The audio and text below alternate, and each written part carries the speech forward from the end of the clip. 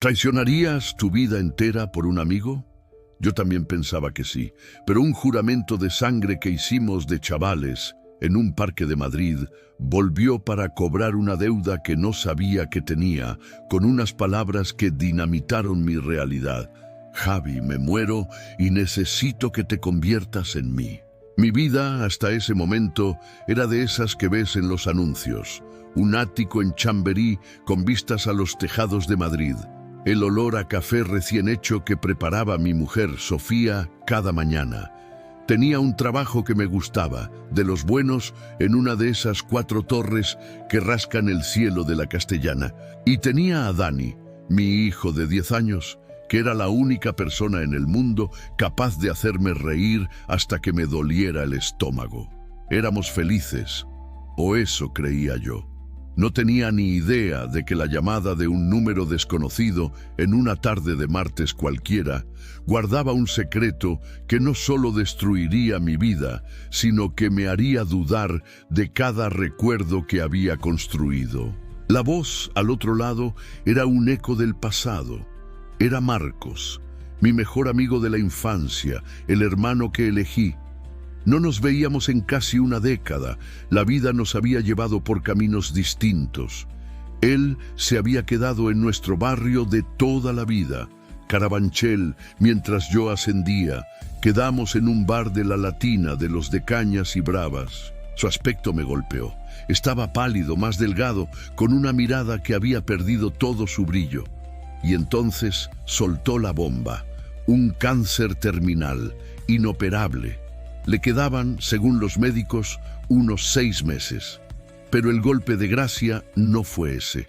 Su último deseo era la locura personificada. Quería que yo, Javier, desapareciera durante esos 6 meses y me convirtiera en él. Que viviera en su casa, un chalet adosado en una urbanización a las afueras de Segovia. Que me hiciera pasar por él delante de su hijo de 12 años, Leo, y de su exmujer, Elena, con la que mantenía una relación cordial por el chaval. Su razón era desgarradora. No quería que su hijo lo viera consumirse. No quería que su último recuerdo fuera el de un padre débil y enfermo. Quería que Leo recordara a un padre que un día simplemente se fue a un largo viaje de trabajo y que fuera yo quien le preparara para la noticia de su muerte, pero desde la distancia. Era un plan demencial, pero lo dijo con tal desesperación en los ojos que mi no se ahogó en la garganta. ¿Cómo le niegas algo así a tu hermano del alma en su lecho de muerte? Comenzó la transformación. Marcos me dio todo, llaves, ropa, acceso a su cuenta bancaria que parecía sorprendentemente saneada.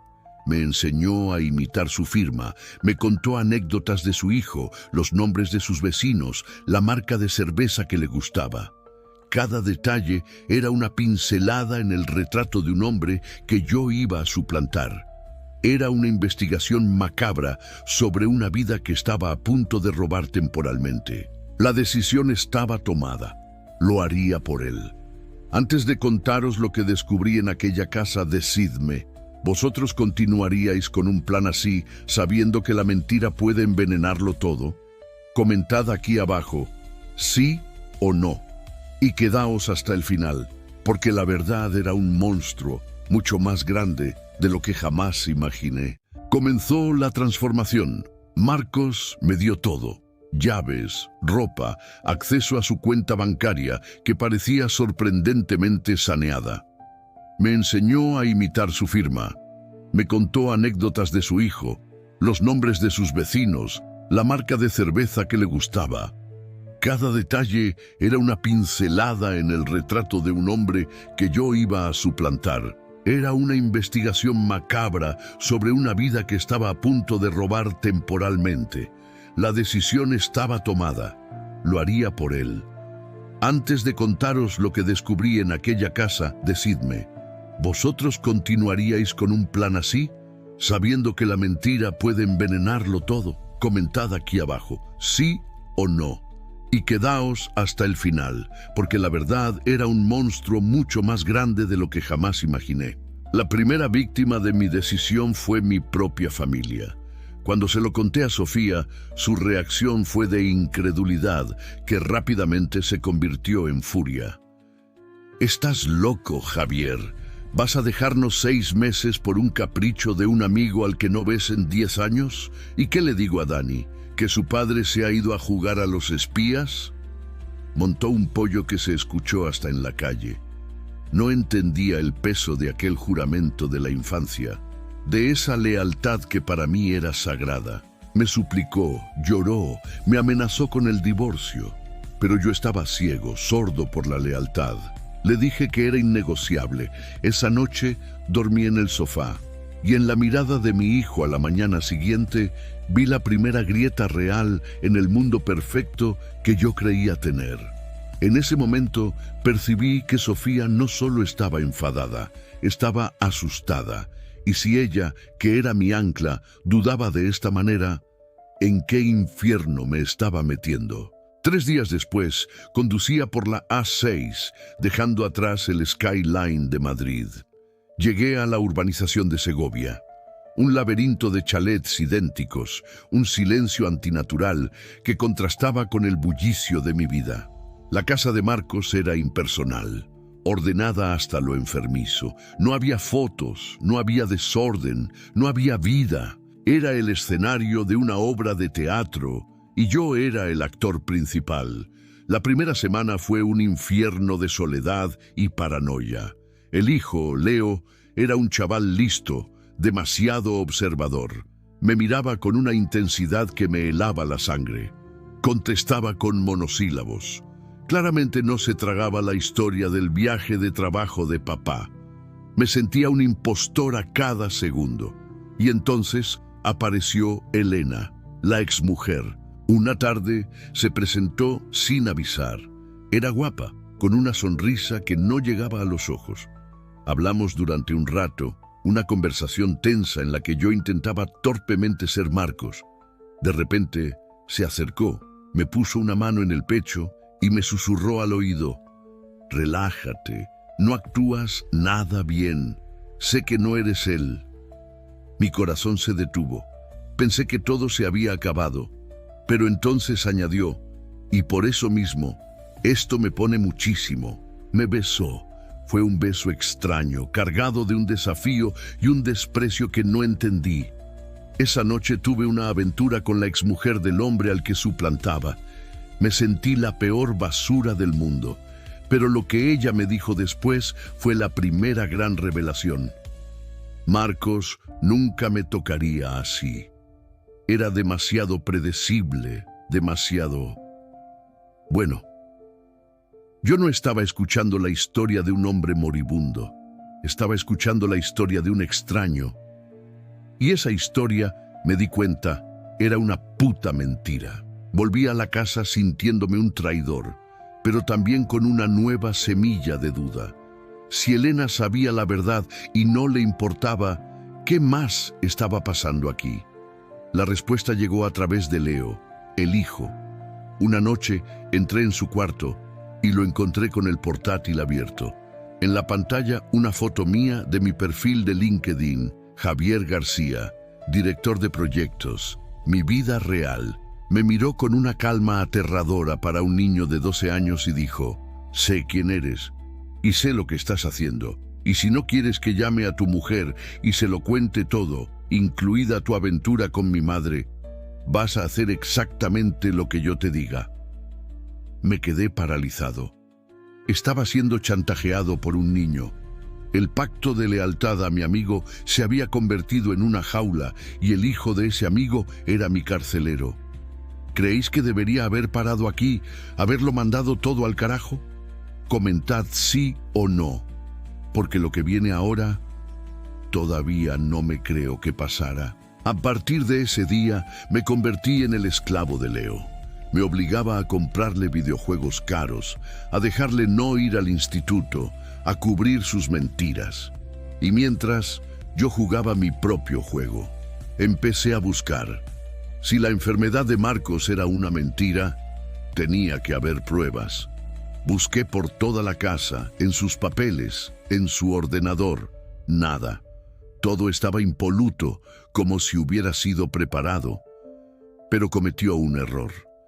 Dejó en la papelera de reciclaje de su correo un email borrado. Era la factura de un detective privado. Y el objetivo de la investigación no era Elena, ni un socio de negocios. El objetivo era yo. Había un archivo adjunto, un informe de 50 páginas detallando cada aspecto de mi vida durante el último año. Mis horarios, mis reuniones, mis finanzas, mis discusiones con Sofía. Marcos no me había elegido al azar. Me había estudiado, me había casado. La búsqueda final se convirtió en una carrera contrarreloj. Fingía ser el padre sumiso de Leo durante el día, y por la noche me convertía en un detective en mi propia prisión. Necesitaba encontrar el porqué. Accedí a sus cuentas bancarias online, usando las contraseñas que me había dado. Y lo vi. Transferencias regulares a una empresa fantasma, y de esa empresa a otra cuenta. Rastreé el titular de esa segunda cuenta. Era un antiguo compañero de mi empresa, uno que había sido despedido hacía 6 meses por filtrar información confidencial. Un escándalo que casi me cuesta el puesto a mí. Empecé a sudar frío. Las piezas encajaban de una forma monstruosa. Cuando toda esperanza parecía perdida, encontré un disco duro externo escondido en el fondo de una caja de herramientas. Lo conecté a mi portátil, y lo que vi hizo que mi corazón se detuviera. El disco contenía carpetas meticulosamente organizadas. Una de ellas, llamada Proyecto Ruina, era un plan detallado para destruirme. El falso cáncer, el pacto, el aislamiento. Todo era una estrategia. Había grabaciones de mis llamadas, copias de mis emails de trabajo. Había un plan para usar al topo que él había pagado para filtrar información y culparme a mí, aprovechando mi inexplicable ausencia. Y entonces, en la última carpeta, encontré el vídeo. Era Marcos, hablando a cámara, con una sonrisa que nunca le había visto. «Hola, Javi», decía. «Si estás viendo esto, significa que el telón está a punto de caer. ¿Te acuerdas de aquel verano en el pueblo? Cuando los dos nos presentamos para aquella beca para estudiar en Estados Unidos, solo había una plaza, y tú la conseguiste. Tú, que lo tenías todo. Tus padres te podían pagar la universidad que quisieras. Para mí, esa beca era mi única salida. Me la robaste, Javi. Me robaste el futuro, y he pasado los últimos 20 años planeando cómo devolverte el favor. Disfruta de mi vida, porque la tuya, cuando vuelvas, ya no existirá». En ese momento, la puerta principal se abrió. Era él, Marcos. Habían pasado exactamente 6 meses. Se le veía sano, fuerte, y en sus ojos vi la satisfacción del cazador que acorrala a su presa. El silencio en aquel salón era más ruidoso que cualquier grito. «Veo que lo has descubierto», dijo, señalando el portátil, puntual como siempre. Y entonces, durante la siguiente media hora, me explicó con un placer sádico cómo había orquestado cada detalle.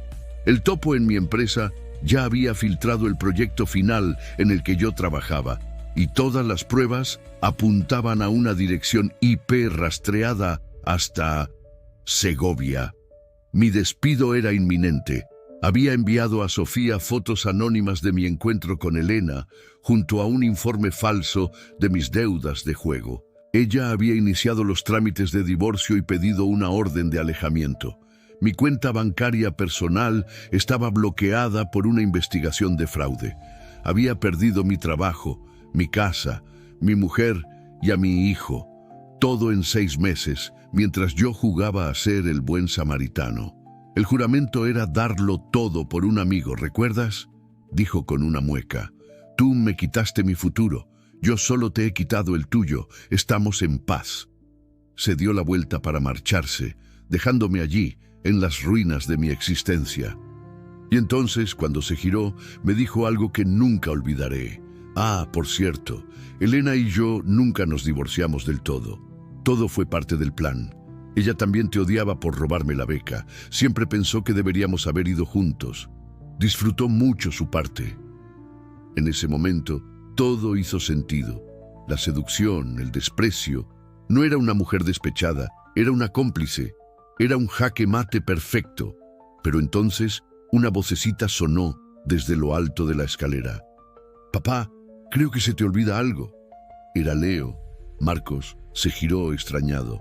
Leo bajó las escaleras con su móvil en la mano. «He estado grabando los últimos 10 minutos. Tu confesión. Creo que a un juez le va a encantar escuchar el proyecto Ruina». La cara de Marcos se descompuso. Miró a su hijo con una mezcla de furia y traición. «Tú», susurró. Y Leo me miró a mí. Y por primera vez en 6 meses no vi a un carcelero. Vi a un chaval que a su retorcida manera había elegido un bando. «Este hombre», dijo Leo señalándome, «ha aguantado más mierda por ti en 6 meses de la que tú le has dado en toda tu vida. Igual el amigo de verdad era él».